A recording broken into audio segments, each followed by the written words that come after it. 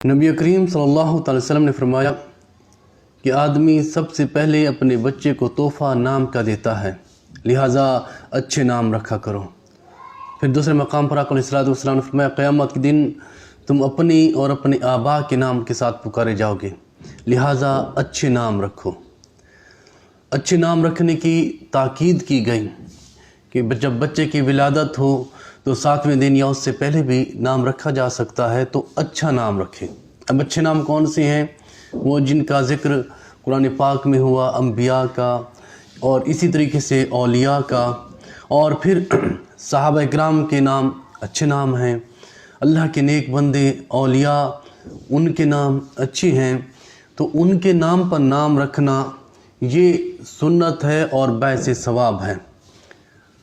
بعض اوقات ایسے نام تلاش کیے جاتے ہیں جن کا کوئی سر اور پیر نہیں ہوتا، ایسا نام چن کر لوگ رکھتے ہیں کہ ہمارے گھر میں، اس محلے میں اور آس پاس کے شہر کسی کا وہ نام ہی نہ ہو۔ پھر جب وہ کوئی لوگ اس کا نام سنتے ہیں تو کہتے ہیں ہم نے تو پہلی بار سنا، اور یہ سن کر وہ پھول رہے ہوتے ہیں۔ ایسا نہیں کرنا چاہیے۔ نام رکھنے میں آپ دیکھیں اس نام کا کوئی معنی ہے، کسی صحابی کا ہے، کسی ولی کا ہے، کسی نبی کا ہے، یا وہ ایسا تو نہیں جس کا کوئی معنی ہی نہ ہو۔ مثال کے طور پر بہت سارے لوگ اپنے بچوں کا نام آذان رکھ دیتے ہیں، کائنات رکھ دیتے ہیں، ملائکہ رکھ دیتے ہیں، فجر رکھ دیتے ہیں، عشاء رکھ دیتے ہیں۔ یہ کوئی نام نہیں ہے، ان کے کیا معنی ہیں؟ ایسے نام رکھے جائیں کہ جو قیامت کے دن جب پکارا جائے تو اچھا نام ہو۔ ناموں کی تاکید اس حد تک کی گئی کہ اگر کسی کا کچا بچہ، جیسے ہم کہتے ہیں نا بچہ ضائع ہو گیا، جو بچہ ضائع ہو جاتا ہے، آقا علیہ السلام فرمایا اس کا بھی نام رکھو کہ قیامت کے دن وہ تمہارے میزان کو بھاری کرے گا، نیکیوں میں اضافہ کرے گا، قیامت کے دن وہ تمہارے آگے آگے چل رہا ہوگا۔ اور اگر کسی نے اپنے کچے بچے کا، جو بچہ ضائع ہو جاتا ہے، اس کا نام نہیں رکھا، آقا علیہ السلام نے فرمایا قیامت کے دن وہ بارگاہ الہی میں عرض کرے گا مولا میرے والدین نے میرا نام نہ رکھ کر مجھے ضائع کر دیا ہے۔ تو اس کا بھی نام رکھنا چاہیے جو بچہ کچا پیدا ہوتا ہے۔ اسی طریقے سے بہت سارے ایسے نام رکھے جاتے ہیں جیسے عبد الخالق، عبد الرحمن، عبد القدوس، عبد القیوم، بہت سارے ایسے نام ہیں جنہیں اللہ تعالیٰ کے صفاتی نام لے کر ساتھ میں جن کے عبد لگایا جاتا ہے۔ اب جیسے عبد الرحمن ہے تو لوگ اس کو رحمان کہتے ہیں، تو یاد رکھیں صرف یہ رحمان رب تعالیٰ کو بولنا ہی جائز ہے، رب کے علاوہ کسی اور کو رحمان بولنا حرام ہے۔ تو اس لیے جن ناموں کے ساتھ عبد ہے تو کوشش کرنی چاہیے اس کو پورا نام لیا جائے، عبد الرحمن، عبد الغفور، عبد القدیر، عبد المقتدر۔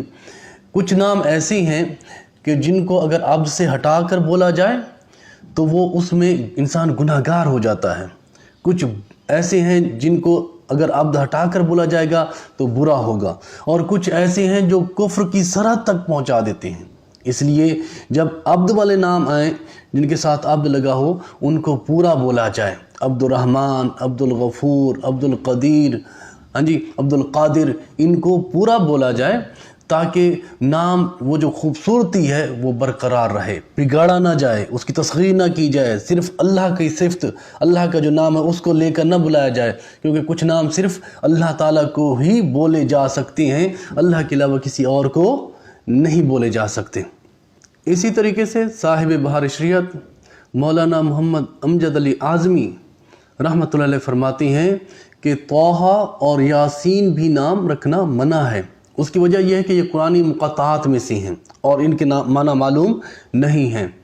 ظاہر یہ ہے کہ یہ نبی کریم صلی اللہ علیہ وسلم کے ناموں میں سے ہیں، اور بعض علماء نے اس کو اللہ تعالیٰ کے ناموں میں بھی شمار کیا ہے۔ اب چونکہ ان کے معنی معلوم نہیں ہے کہ ان کے معنی کیا ہے، اور ان کے ساتھ محمد بھی لگا دیا جاتا ہے کہ یہ صحیح ہے یا یہ صحیح نہیں ہے، تو چونکہ معلوم نہیں ہے تو آپ فرماتے ہیں کہ طٰہٰ اور یاسین کے ناموں سے بھی بچا جائے، یہ نام نہ رکھے جائیں۔ اسی طریقے سے اعلیٰ حضرت امام محمد رضا خان بریلوی رحمۃ اللہ فرماتے ہیں کہ پکارنے کے لیے بھی ایسا نام رکھا جائے کہ جس کے ساتھ لفظ محمد کا نام لگانا بے ادبی نہ ہو۔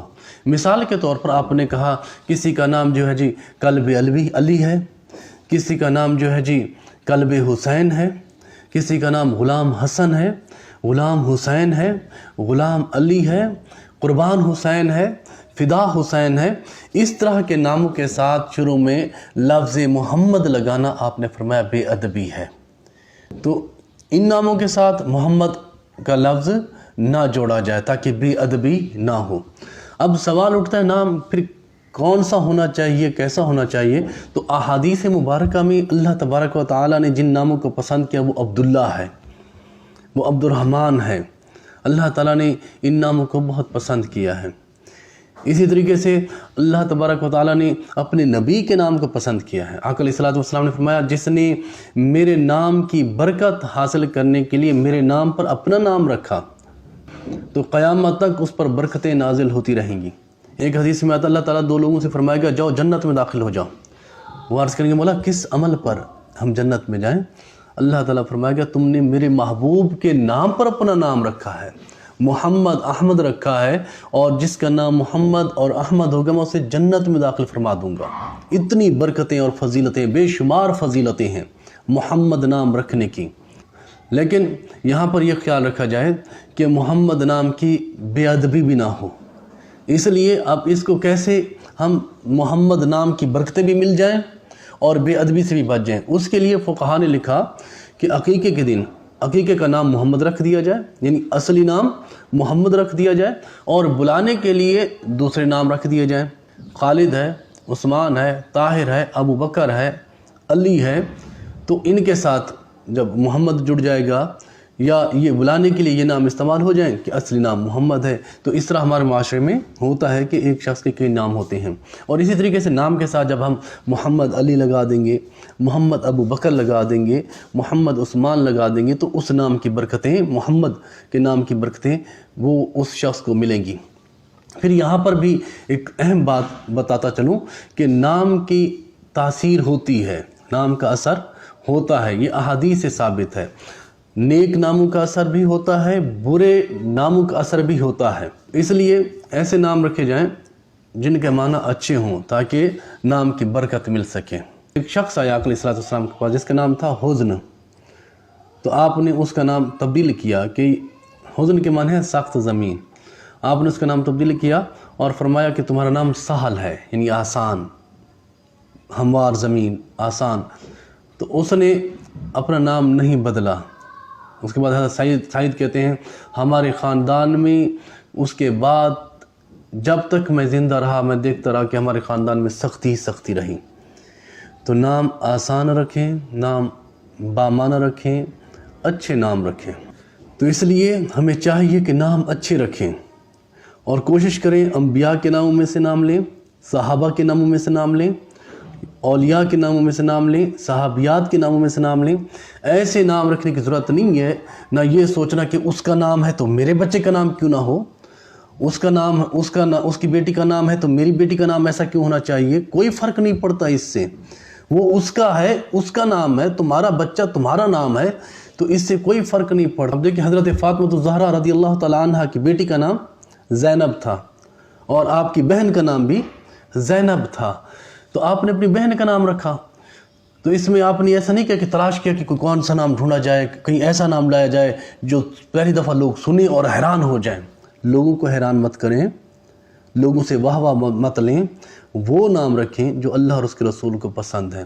نہ ڈرامے دیکھ کر، فلمیں دیکھ کر، ہاں جی اس ڈرامے میں اس لڑکی کا نام ایسا نام ہے، اس لڑکے کا نام ایسا ہے تو میں اپنے بچے کا نام بھی یہی رکھوں گی۔ وہ فلمی اداکاروں اور فنکاروں کے وہ جو کردار کو دیکھ کر آپ نام رکھ رہی ہیں تو اندازہ کیجئے پھر کیا اثر پڑے گا اس نام کا۔ ہیرو بدلیں، اسلامی ہیرو صحابہ اکرام ہیں، اللہ کے محبوب بندے اس کے نبی ہیں، انبیاء ہیں، ان کے نام لیں۔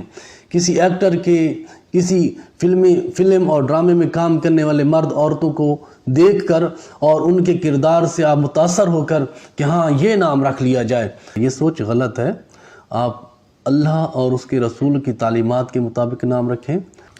اسی طریقے سے بعض لوگ اپنے بچوں کا نام بدل دیتے ہیں، کسی کا نام عمر ہے، کسی کا نام عثمان ہے، علی ہے، تو بعد میں بدل دیتے ہیں کہ یہ نام، کوئی کہہ دیتا ہے کہ یہ نام بھاری ہے اس لیے آپ کا بچہ بیمار ہو رہا ہے۔ ایسا نہیں ہے، یہ صرف کم علمی اور جاہلیت ہے کہ نام بھاری ہے تو نام بدل دو، ایسا کچھ نہیں ہے. نام بدلنے کی ضرورت ہے. اگر آپ نے صحیح نام رکھا ہوا ہے، بامعنی نام رکھا ہوا ہے، صحابہ یا انبیاء کے ناموں میں سے، اولیاء کے ناموں میں سے کوئی نام لیا ہوا ہے تو بدلنے کی ضرورت نہیں ہے، آپ رہنے دیں. نام بدلنے کے بعد بھی بچہ بیمار رہے تو پھر اور بدل لیں گے، پھر بیمار رہے اور بدل لیں گے، کتنے نام بدلیں گے؟ اس لیے جو نام بامعنی ہے، صحابہ یا انبیاء یا اولیاء میں سے کسی کا نام ہے تو اس کو رکھیں. بچہ بیمار ہے تو اللہ کی طرف سے اللہ تعالیٰ شفا دے گا. کسی کے کہنے پر کہ یہ نام بھاری ہے، اس کی کوئی حقیقت نہیں ہے. اللہ تعالیٰ سے دعا ہے اللہ تعالیٰ ہمیں دین سمجھنے کی توفیق عطا فرمائے.